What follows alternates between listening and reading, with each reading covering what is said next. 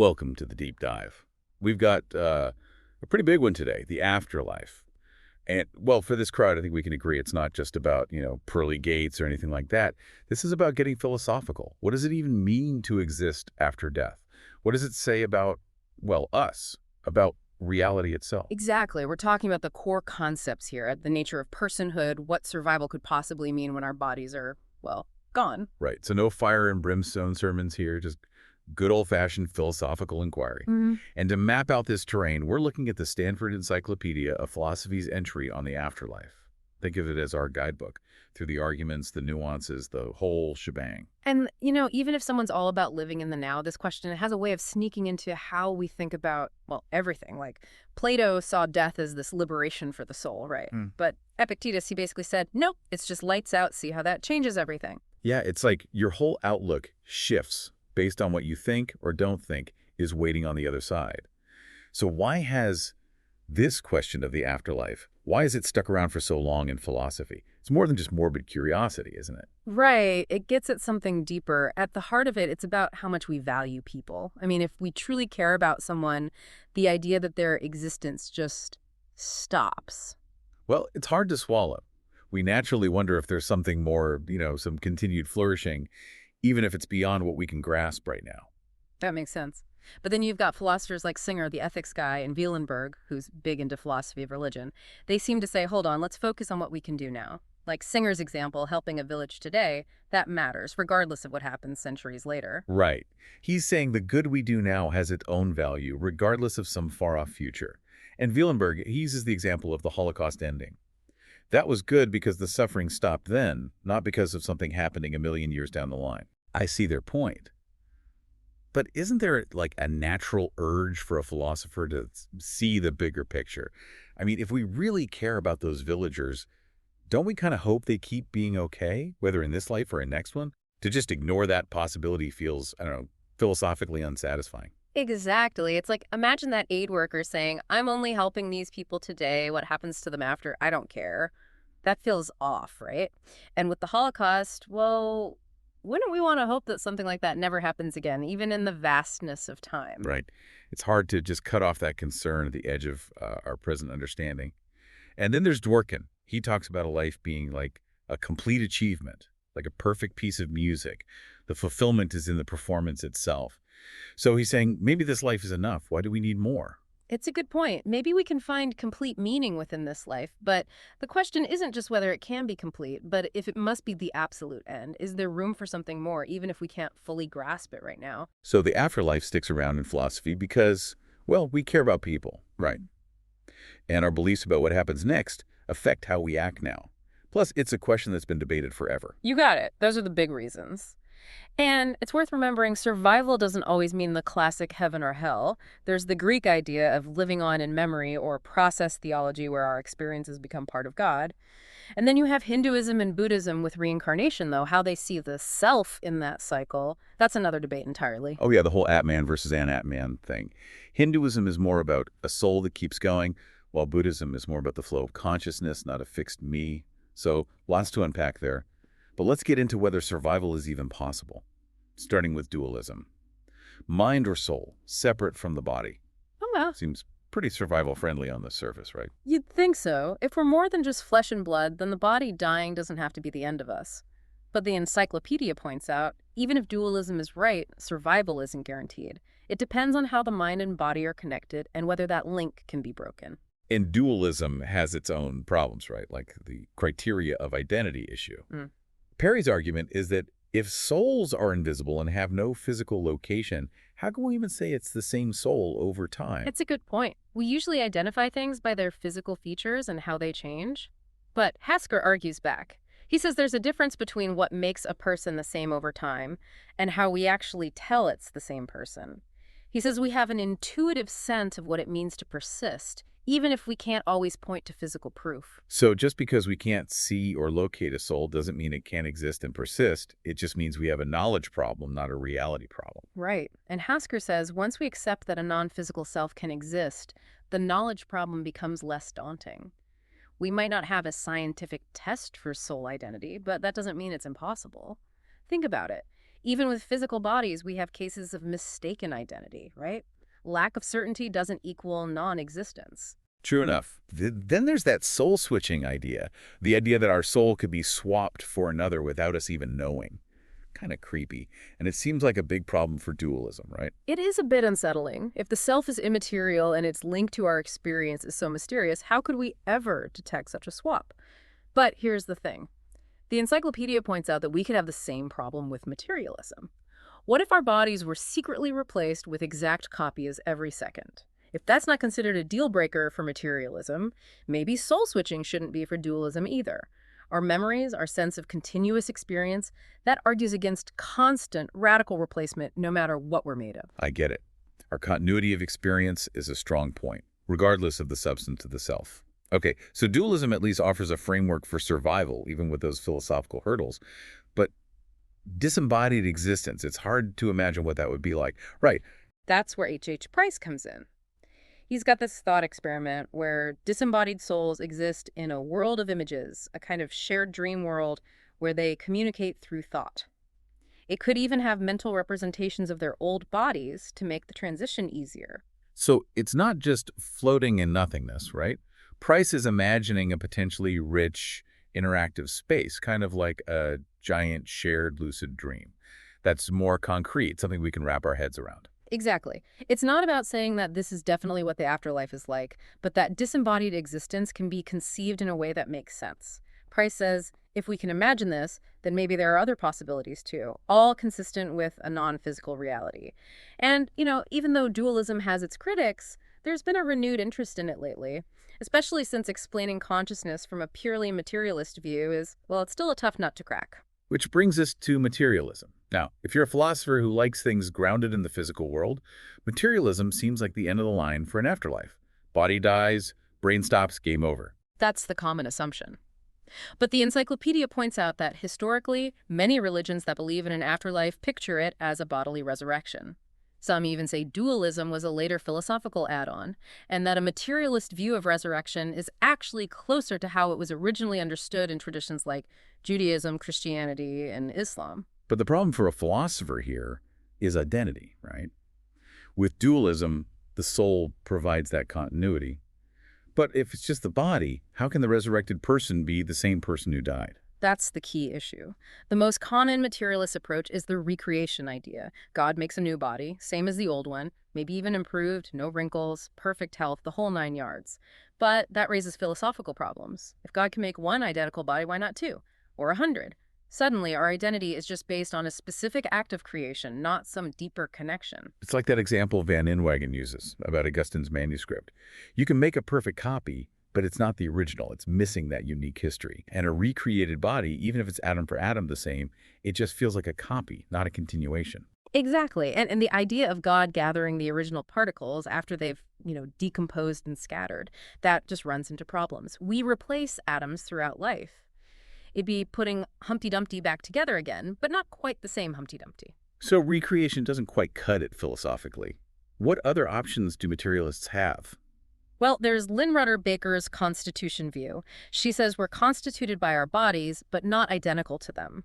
What matters is the first-person perspective, that feeling of I that has experiences and thinks about itself. So resurrection for her would mean that perspective continuing in a new body, even if it's physically different. So the focus shifts from the physical stuff to the continuity of consciousness. The subjective feeling of me is what carries over. Right. But the encyclopedia points out a potential problem. Doesn't having a first-person perspective already mean you are a person? If so, using that to define personal identity becomes circular. It doesn't really explain how that I-werness jumps from one body to another. Good point. It assumes the very thing it's trying to prove. What about Corcoran's solution? He says God just makes it so. Poof, new body, same person, by divine decree. Corcoran's on board with the Constitution idea, too. He says God brings back the body, and by doing so just makes it the same person. But that kind of makes identity arbitrary, right? God's will is the only thing deciding it, and it still has that recreation problem. How's God choosing the exact same body, not a copy? Yeah, it feels a bit like dodging the question. Even Van Inwagen, who criticized recreation, he initially suggested God could preserve the body, or at least the brain, and bring it back later. Kind of a divine cryogenics thing, But even he admitted that maybe God's got ways we can't even imagine. Right. Limiting God to our current understanding of how things work, it's a bit presumptuous, isn't it? For sure. And then there's Zimmerman's budding particle theory. This one's wild. Every particle in your body makes a copy in a new body in a different space. Hmm. So it's not the same body, more like a closest continuer. The original body is just a template. Yeah, it's definitely outside the box thinking. It tries to get around the problem of the old body, but it does it by ditching the idea that something has to be exactly the same to be the same. So materialist resurrection is tricky. Lots of philosophical knots to untangle. The encyclopedia even suggests that if you're leaning toward an afterlife, dualism might be an easier path. Okay, let's look at something a bit more concrete. Evidence, parapsychology, and near-death experiences. This is where things get, well, interesting. For sure. Even some hardcore materialist philosophers admitted that if there was solid evidence for things like telepathy or ghosts, well, that would change the game. Parapsychology looks at all that stuff that seems to defy normal scientific explanations. Like reading minds, seeing the future, talking to the dead. If that stuff was proven, it would definitely boost the afterlife idea. But the encyclopedia points out parapsychology has its issues. Fraud, alternative explanations, it's tough to be sure. Definitely. But, to be fair, big names like William James and C.D. Broad, they took parapsychology seriously. They were critical, but they also thought some of the findings were worth more investigation. They suggested that the mind might be capable of more than we currently understand. Broad's got this interesting point. He says, even if ESP exists and explains some of the messages from the dead, it actually makes the case against a purely physical view of the mind stronger. Right. If the mind can do things beyond what our current science allows, then the idea of it existing without the body, at least sometimes, it becomes more plausible. Okay, what about near-death experiences? Tons of people report them, and they often have these striking similarities. Peacefulness, out-of-body sensations, tunnels of light, life review, not wanting to come back. Seems like pretty good evidence for an afterlife at first glance. I can see why people would think that. The sheer number of NDEs across cultures and backgrounds, it definitely makes you think. And the common elements, it suggests maybe there's something more than random brain activity going on. But the thing is, how we interpret those experiences, that's the debate. Skeptics say it's just the brain freaking out under stress, oxygen deprivation, endorphins, drugs, that kind of thing. But the encyclopedia mentions cases where those explanations don't really fit, like mountain climbers having NDEs during falls. It challenges the purely physical explanations. It does. But as the encyclopedia details, scholars like Carol Zaleski, she compared old and new near-death experiences and found that culture plays a big role. Like the idea of judgment in the life review, that's changed over time, which suggests our cultural ideas are shaping the experience. So the experience itself might be real, but maybe it's not a literal glimpse of the afterlife. And there are differences across cultures too. Like supposedly there are Indian accounts of people being turned back from the afterlife because of paperwork errors. Pretty funny. But it shows how culture shapes these narratives. Yeah. And how NDEs happen in the brain, that's still being researched. Some aspects can be triggered artificially, but most NDEs happen without any drugs or anything like that. It seems like being close to death is the main factor, though even that's not always the case. There are reports of NDE-like experiences when people weren't actually in danger. Then you have those cases where people report seeing things during their out-of-body experience that they couldn't have known otherwise. Accurate details of the operating room, or even encounters with dead people they didn't know had died, that's harder to explain away as just brain stuff. Those are the cases that really grab your attention. But Keith Augustine, as the encyclopedia mentions, he offers counter-arguments. He says some details turn out to be wrong, and that people can sometimes pick up sensory information without being conscious. He also points out that statistically you're bound to encounter both living and recently deceased people, even without anything paranormal going on. Plus, memories can be unreliable, especially after a traumatic event. Sounds like we've got a stalemate then. Both sides have points, and the encyclopedia basically says that how you view the evidence often depends on your broader beliefs. If you already believe in an afterlife, you're more likely to see these things as proof. If you're skeptical, you'll find a more down-to-earth explanation. Exactly. We can do more research on specific cases, but the fundamental disagreements come down to different worldviews, so a clear answer just from the evidence alone, well, that's unlikely. All right, so we've looked at dualism, materialism, the evidence from parapsychology, and NDEs. Now, the encyclopedia gets into the bigger picture, the general philosophical arguments about the afterlife. And this is where the link between believing in God and believing in an afterlife, it becomes really clear. That link is super important.